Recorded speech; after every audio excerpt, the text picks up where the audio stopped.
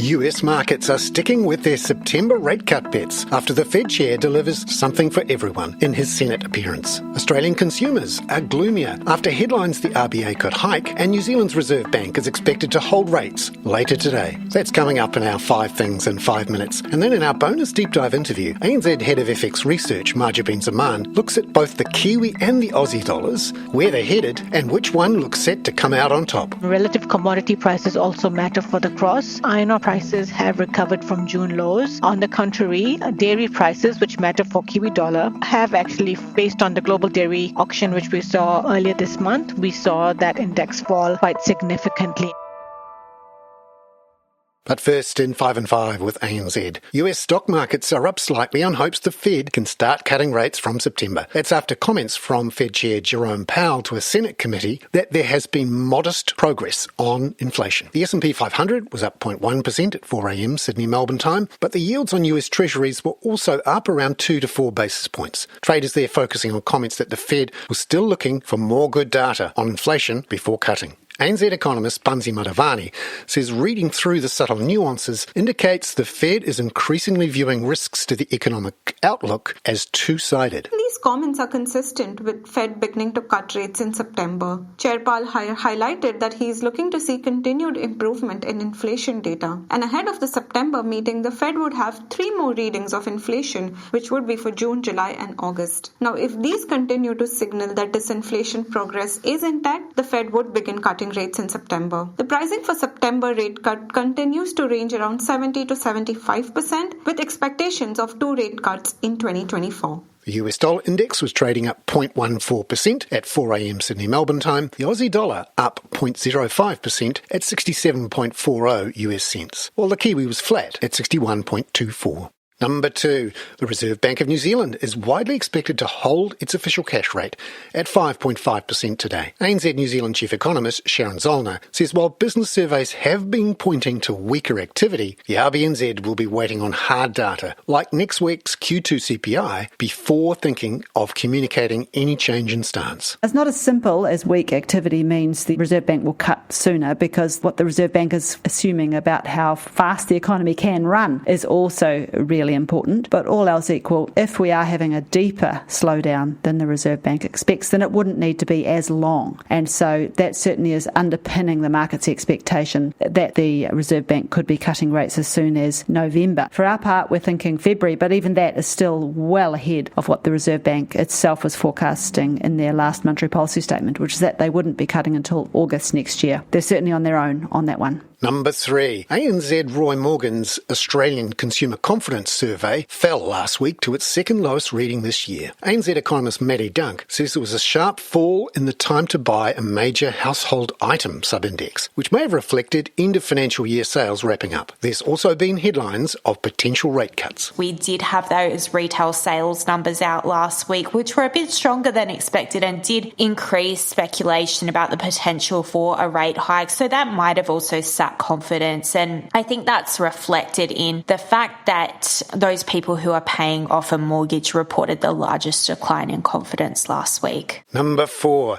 Australian business confidence rose 6 points in June, according to NAB's survey. Maddie says that could be due to businesses hoping for a boost from Stage 3 tax cuts. However, reported business conditions continued their trend downwards since late 2022. One of the interesting things to come out of this NAB business survey was that the employment indicator fell 5 points to 0, and that's a very weak result. It's now below its long-run average and does suggest we might see some continued weakening in the labour market going forward, and it's actually the thing that drove down conditions in this report. Number 5, Taiwan's exports in June were up 23.5% from a year ago. That's the highest growth since February 2022, led by strength in semiconductors and electronic products. Bansi says ANZ has a positive view on export growth for the rest of the year due to AI-related demand, but there are 2 reasons for caution. First, the 20% plus growth rate is high and may not be sustainable. We expect the growth rate to moderate in coming months.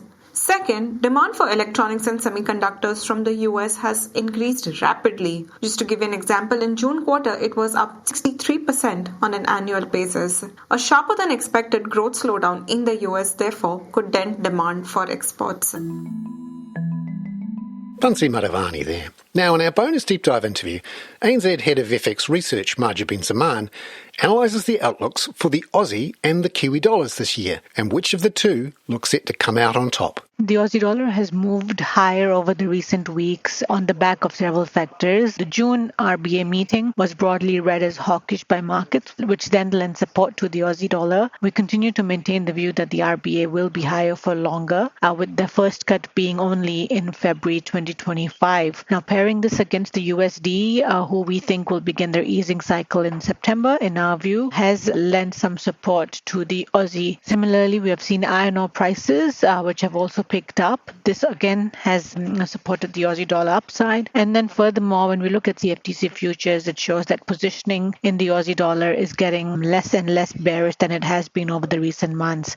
Furthermore, we have seen that risk appetite, risk sentiment in global markets, particularly equity markets, has been rallying over the year. But Aussie dollar, which tends to follow along risk assets, has been underperforming. So again, that gap looks to be closing now. Finally, we continue to be constructive the Aussie dollar, with the RBA likely to be the last of the G10 central banks to ease.